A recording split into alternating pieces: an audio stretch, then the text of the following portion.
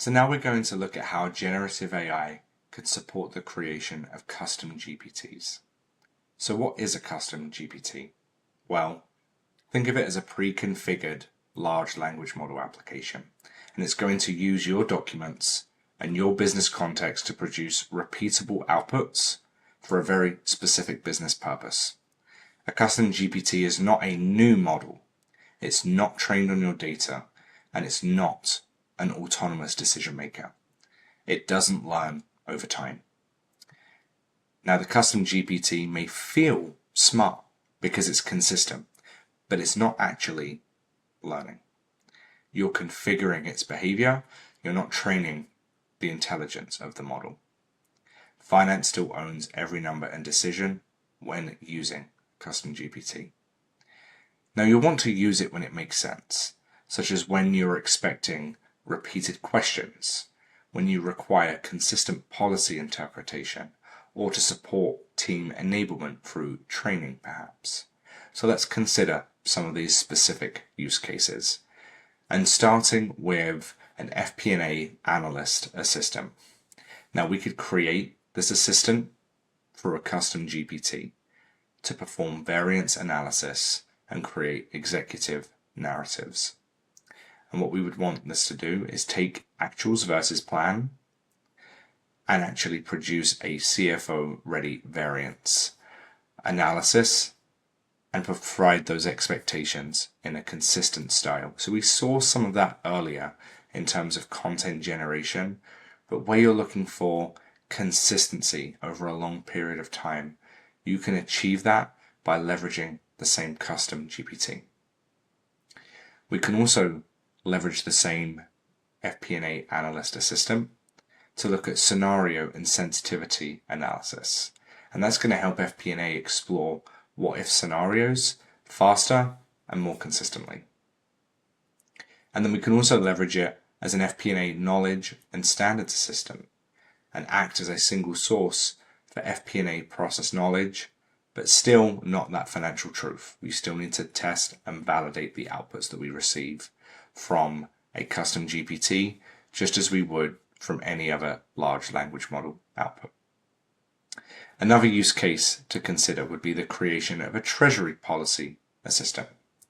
And we might want to do this where we want to leverage the custom GPT for treasury policy interpretation and to have Q&A against that custom GPT. Now it should provide clear, consistent explanations of our treasury policies and only using those approved in our internal documents. We could leverage that model to support transaction pre-checks and compliance support.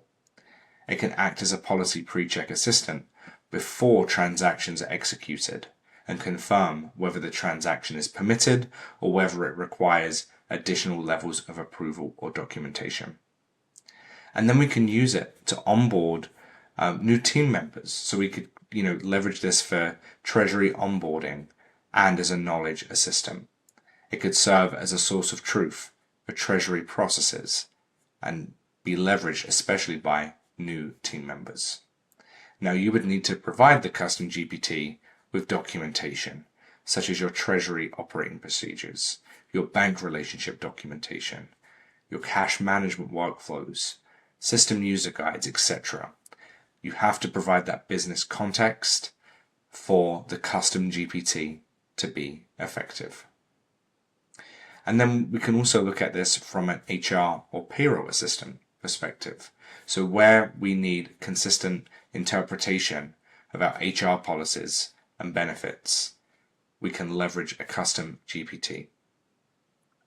We can also look at payroll and compensation process support. We can have the model explain how payroll works, not, whether someone is going to be paid necessarily, but, the framework behind that. You would need to provide documentation such as, pay calendars, bonus plans, commission plans, how we track time within the company, and, any additional payroll process documentation for this to be effective. And then we could also use it for manager and HR operations. This could support managers and HR partners with process guidance, but not final decisions.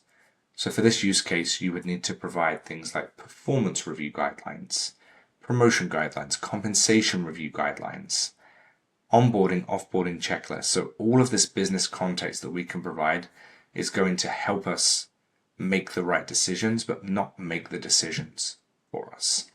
So what I want to do now is jump back into ChatGPT and go ahead and create our own custom GPT from scratch. Before we do that, I do want you to note that you will need a paid ChatGPT subscription to create your own custom GPT. I'll see you there.